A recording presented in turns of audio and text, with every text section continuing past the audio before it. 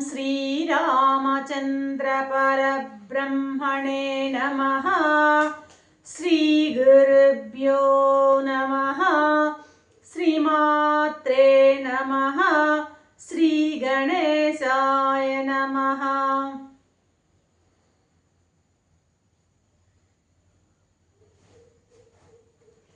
ప్రియాత్మ బంధువులారా, యోగ వాసిష్టం నిర్మాణ ప్రకరణం 461వ భాగం అజ్ఞాని యొక్క స్థితిని వివరిస్తున్నారు మహర్షుల వారు. అజ్ఞాని హృదయము ఎలా ఉంటుందంటే అది మాత్సర్యపూరితమై ఉంటుందట. మాత్సర్యం అంటే అసూయ. ఎవరైనా పచ్చగా ఉంటే చూడలేనితనం, అసూయ ఉంటుందంట అతనికి. అతని హృదయంలోనట ఈర్ష్య అనేటువంటి ఒక కమలం పద్మం ఉంటుందట. ఆ పద్మానికి దళాలు ఏమిటి అంటే పరనిందట. అంటే అజ్ఞానికి హృదయం ఎలా ఉంటుంది? అసూయాగ్రస్తుడై ఉంటాడు. అతనిలో ఈర్ష్య ఉంటుంది. నిరంతరము పరనింద చేస్తూ ఉంటాడు, ఇతరులను నిందిస్తూ ఉంటాడనమాట. అకారణంగా నిందిస్తూ ఉండడం అన్నది వీడి యొక్క నైజం. ఇటువంటి వాడు ఎలా ఉంటాడయ్యా అంటే అనేక జన్మలెత్తుతూ భీకరమైనటువంటి దుఃఖానికి లోనవుతూ ఉంటాడు. అంటే ఈ సంసార ప్రవాహంలో కొట్టుకుని పోతూనే ఉంటాడనమాట. జననం మరణం, జననం మరణం, ఈ గొలుసులో బంధింపబడి చక్రభ్రమణంలో తిరుగుతూనే ఉంటాడనమాట. ఇతన్ని మరణం అనేటువంటి బడబాగ్నట దహించి వేస్తుందట. ఈ జన్మలోనే, తర్వాత జన్మల్లో కాదు, ఈ జన్మలోనే అతనిని మరణం అనేటువంటి బడబాగ్ని దహించి వేస్తూ ఉంటుంది. మరణం అంటే కేవలం ఆ చివర శరీరాన్ని పతనం అప్పుడు జరిగే మరణమే కాదు. మరణం అంటే అనుక్షణం ఈ దేహంలో, ఈ మనస్సులో అనుక్షణం మరణం జరుగుతూనే ఉంటుంది. మరణం అంటే మార్పు, ప్రతిదీ మారిపోతూ ఉండడమే మరణం అన్నమాట. దేహంలో అవయవాల పటుత్వం దగ్గర నుంచి అన్నీ కూడాను అనుక్షణం మారుతూ ఉంటాయి. మరణం అన్నది కాబట్టి ఏ జన్మలోనో కాదు, ఈ జన్మలోనే మరణం అనేటువంటి బడబాగ్ని అతన్ని దహించి వేస్తుంటుంది అంటున్నాడు అనమాట. ఇక్కడ ఇంకొక విచిత్రమైన ఉపమానం చెప్తున్నారు. ఈ మూర్ఖుడు అజ్ఞాని జగత్తు అనేటువంటి గిలకట బావిలు, పాతకాలంలో బావికి గిలక బావులు ఉండేటివి. గిలక అని ఒక కప్పి లాంటిది గిలక ఉండేదన్నమాట. ఆ గిలకకు ఒక తాడు, ఒక చేద తాడు ఒకటి వేస్తారు. చేమతాడు, చేదతాడు అంటాం అనమాట. ఆ తాడు ఏది అంటే సంసారం అనేటువంటి తాడట. ఈ గిలక ఏంటి? జగత్తు అనేటువంటి గిలకకి ఆ సంసారం అనేటువంటి తాడు వేసి వీడు ఏం చేస్తుంటాడు? లోపల ఆ బకెట్ కాస్త నీళ్ళలో ముంచి లేపుతుంటాం. పూర్తిగా మునగలు వేస్తూనే ఆ బకెట్ బాగా మునగాలంటే లోపలికి కిందికి లాగుతూ ఉంటారు. ఆ గిలకని కొంచెం లోపలికి వదిలి మళ్ళీ పైకి లాగుతుంటారు అనమాట. ఈ విధంగా మునగానం తేలానం ఇవి ఏంటంటే బాల్యము, యవ్వనము, వార్ధక్యము, ఈ రకమైనటువంటి ఈ దశలు అనేటువంటి మునకలు వేస్తూ ఉంటాడట వీడు. ఎవరు? ఈ అజ్ఞాని. కాబట్టి ఇది మన యొక్క పరిస్థితి. ఇంకా చెప్తున్నారు, జ్ఞానికి అజ్ఞానికి తేడా ఒకటి ఇక్కడ చెప్తున్నారు. జ్ఞానికట ఆ గోష్పదంతో సమానమట సంసారం. గోష్పదం అంటే ఒక ఆవు గిట్ట ఆ బురద నేలలో ఆవు ఒక తొక్కిందంటే అక్కడ దాని యొక్క ముద్ర పడుతుంది, ఆ గిట్ట ముద్ర. దాన్ని గోష్పదం అంటాం అన్నమాట. ఆ గోష్పదంతో సమానమైనటువంటి సంసారము ఈ అజ్ఞానికి మహాసముద్రంలాగా కనిపిస్తుందట. అజ్ఞానికి అర్థమవుతుందా? అగ్నుడికి సంసారం మహాసముద్రం లాగా. అంటే వాడికి ఒక సంసారమే కాదు, చిన్న సమస్య కూడాను వాడికి ఒక పెద్ద భయంకరమైన బ్రహ్మాండమైన సమస్యగా వాడి ముందు గోచరిస్తూ ఉంటుందట. ఇప్పుడు ఒక పంజరం ఉంటే ఆ పంజరంలో చిలక ఉందనుకోండి, అది బయట పడలేదు ఆ పంజరంలోంచి. అర్థమైందా? ఆ పంజరంలో పక్షులు వెలుపలికి ఎట్లా పోలేవో అలాగా ఈ వాసనా భారంతో కుంగినటువంటి అగ్నుడు కొంచెం కూడా కదలలేకుండా బందీ అయి ఉంటాడట. ఆ పంజరంలో బందీగా ఉంటాడట అగ్నుడు.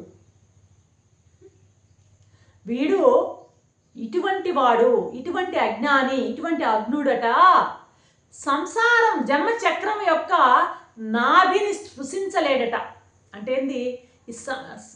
సంసారం నాభిని అంటే ఇక్కడ భగవద్గీతలో 15వ అధ్యాయంలో వస్తుంది, ఊర్ధ్వమూలం అధశాకం అశ్వద్ధం ప్రాహురవ్యయం ఛందాంసి యశ్య పర్ణాని యస్తం వేద సవేదవిత్ అంటాడే. అందులో ఊర్ధ్వమూలం అధశాకం ఎట్టంటే మూలం, ఈ సంసార వృక్షానికి తల్లకిందులుగా ఉన్న సంసార వృక్షానికి మూలము ఊర్ధ్వం అంటాడనమాట. ఎక్కడ భగవద్గీతలో ఎక్కడి నుంచి ఈ సంసారం ఎక్కడి నుంచి బయలుదేరింది? ఊర్ధ్వం నుంచి. ఊర్ధ్వం బ్రహ్మమే మూలమట. ఈ సంసారానికి, అవిద్యకైనా అజ్ఞానానికైనా కూడా మూలం ఏదంటే బ్రహ్మమేనట. కాబట్టి ఇక్కడ ఏంటంటే జన్మ చక్రం యొక్క నాభిని చూడలేకున్నాడు అంటే ఈ సంసార వృక్షం యొక్క ఆ మూలాన్ని చూడలేకున్నా అంటే ఆ బ్రహ్మాన్ని, ఆ పరమ పదాన్ని వీడు చూడలేడు అని చెప్పడం అన్నమాట మహర్షి ఉద్దేశం అన్నమాట ఇక్కడ. ఇప్పుడు వేటగాడు ఉంటాడు ఒకడు. ఈ వేటగాడు ఏం చేస్తాడు? ఆ పావురాలు, గద్దలు వాటిని పట్టుకోవడానికి ఏం చేస్తాడు? ఎర వేసే మీద ఒక వలని వేస్తాడనమాట. అర్థమైందా? ఆ వల వేసి ఆ పక్షుల్ని పడుతూ ఉంటాడనమాట. అలాగే ఈ అజ్ఞాని ఇంద్రియ సుఖానికై శరీరము అనేటువంటి వలని ప్రయోగించి ఇంద్రియ సుఖాలని పొందుతూ ఉంటాడట. అంటే అజ్ఞాని నిరంతరము ఇంద్రియ లోలుడై ఇంద్రియాలను తృప్తిపరిచేటువంటి విధంగా ఆ విషయాల వైపు పరుగులెత్తుతూ ఉంటాడు అన్నది ఇక్కడ మనం అర్థం చేసుకోవాలన్నమాట. అర్థమవుతుందా? కాబట్టి అజ్ఞానం అనేటువంటి ఈ అజ్ఞాని మళ్ళీ అజ్ఞానం వృక్షంతో కూడా పోలిసి చెప్తున్నాడు ఇక్కడ. అజ్ఞానం అనేటువంటి ఒక వృక్షము, అజ్ఞానం అనే వృక్షము సంకల్పాలు వికల్పాలతో కూడి ఉంటుందట. శాఖలన్నీ కూడాను సంకల్ప వికల్పాలతో కూడి ఉంటుందట. అంటే అగ్నుడి యొక్క మనస్సు ఎప్పుడు కూడా నిరంతరము అది సంకల్ప వికల్పాలతో నిండి ఉంటుంది. ఇది ఏం చేస్తుంది? ఈ అజ్ఞానం అనేటువంటి ఈ కల్ప వృక్షము జగత్తులు అనేటువంటి ఆ పత్ర పరంపరలని ప్రసరిస్తూ ఉంటుందంట. అంటే ఈ అజ్ఞానం అనేటువంటి ఈ వృక్షము, అదే సంసార వృక్షము, అజ్ఞానమే మూలం కదా దీనికి. అజ్ఞానం అనేటువంటి సంసార వృక్షము లోంచి ఈ జగత్తులు అన్నీ కూడాను ఆ రకరకాల ఊర్ధమూల అధశాకం అశ్వద్ధం ప్రాహురవ్యం అవన్నీ ఆ శాఖలన్నీ కూడాను అంటాడు కదా అక్కడ. ఆ పై శాఖలన్నీ కూడాను దేవతలు, మధ్య శాఖలన్నీ కూడా మానవులు, కింది శాఖలన్నీ కూడాను అధో తిర్య జంతువులు అని వర్ణిస్తాడు ఆ సంసార వృక్షం చెప్పేటప్పుడు. కాబట్టి ఆ కల్పవృక్షం నుండి ఈ పత్ర పరంపరలు ప్రసరిస్తున్నాయట.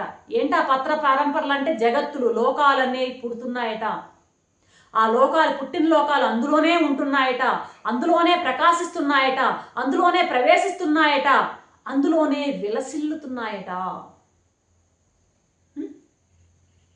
కాబట్టి ఈ సంకల్పాల వనంలో భోగాభిలాషులే పక్షులయ్య. భోగాల పట్ల అభిలాష కలిగినటువంటి జీవులు ఎవరైతే ఉన్నారో వాళ్ళే ఈ వనంలో పక్షులు. ఆ జన్మలే ఆకులు, కర్మలే మొగ్గలు, పుణ్య పాపాలే ఫలాలు. అదేవిధంగా ఆ భోగాలే ఏంటి? మొత్తము ఇక్కడ ఉన్నటువంటి ఈ వృక్షానికి ఉన్నటువంటి ఫలాలు అని చెప్తున్నాడు అనమాట వశిష్ఠ మహర్షి ఆ చెట్టుతో పోలుస్తూ. కాబట్టి రామా, ఈ మోహం అనేటువంటి మంచు అనేది ఉందే, ఇది ఎలాంటిదండి అంటే అజ్ఞానం అనేది, అజ్ఞానంలోంచి పుట్టింది మోహం అనమాట.